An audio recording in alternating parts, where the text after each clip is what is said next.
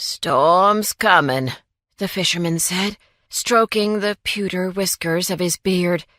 He glanced at the small television mounted above the espresso machine, squinting at the green radar image of circulating clouds. Olivia Limoges followed his gaze.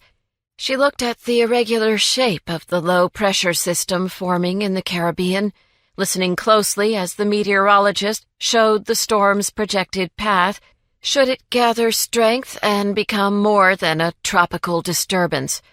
The slick-haired weatherman assured his viewing audience that although the storm was likely to organize and grow in force, it would remain out at sea, allowing for a perfect Labor Day weekend for those heading to the beach. "Jackass," the fisherman's voice rumbled like distant thunder. He rubbed a calloused, leathery hand over his lined face as though he could wipe away the other man's erroneous words. "Don't matter how much fancy equipment these boys get, they don't understand a damn thing about balance. We're due for a big one, and we're witnessing her beginning right here and now on that TV screen. I feel it in my bones. It's a-comin'." Olivia nodded in agreement, for she and the man beside her shared an understanding. The ocean lived inside them. Like the merfolk of legend, their blood seemed to be mixed with salt water and their hearts filled with cresting waves.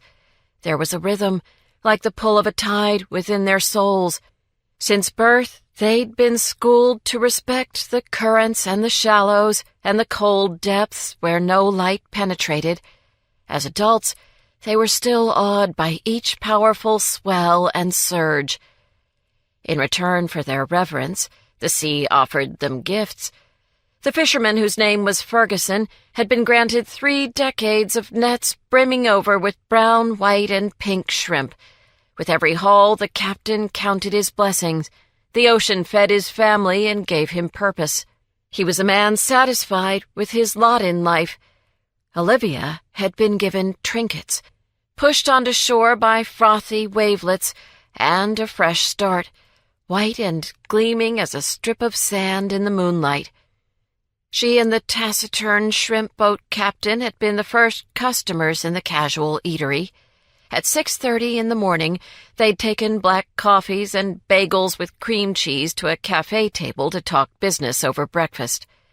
Olivia had met Captain Ferguson over the summer, and after serving his shrimp to the patrons of her 5-star restaurant, the Boot Top Bistro, she would order from no other shrimper.